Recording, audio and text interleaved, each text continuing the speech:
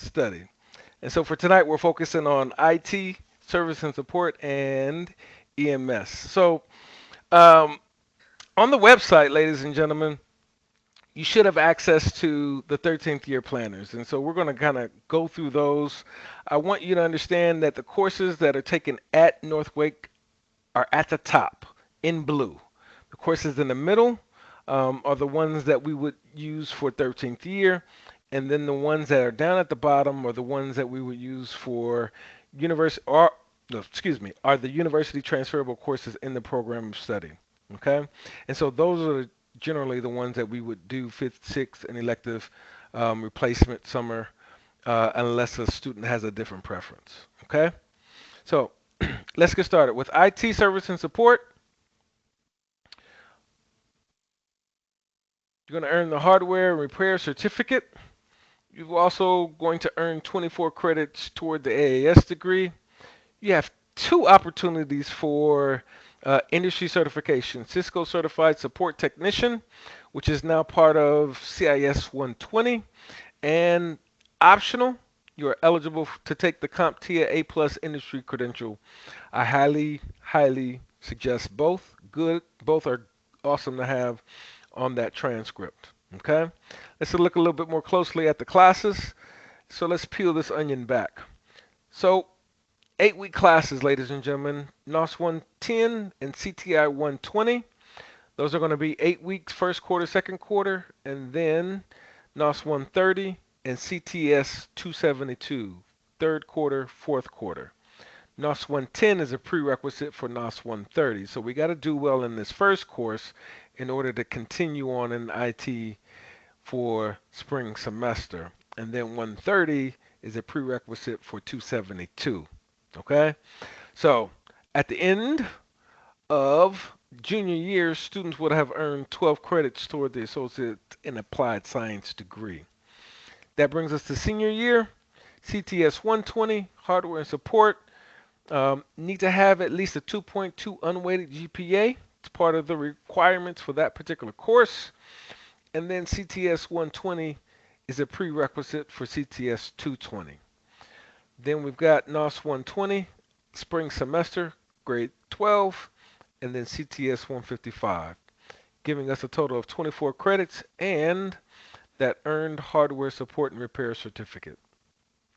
So a student could be done after that. That could be just take the classes during the school day, and that's what they would have earned. Okay, put that on my resume. Moving on, maybe in a different direction. I don't know. Could be done, or we could build further on that.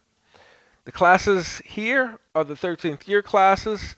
So here we're going to see 15 credits for fall semester, and then we're also going to see 15 credits for spring semester. This yellow course means it is one of the math classes that we can fit in a general education course. So we can actually take that, or we can use an AP course like AP pre-calc. Recalculus. Thank you, Terrier.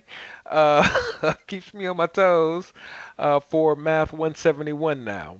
So that's one way a student could use AP credit, and that's one less course that they have to take in the degree program. But they got to get a 3. I don't care if you get an A or an F. I need a 3 on the exam. Okay? And we need some more yellow courses. English 111, English 112, Com 231, Humanities 115, or Social Science Behavioral Elective are the other um, general education courses within the degree.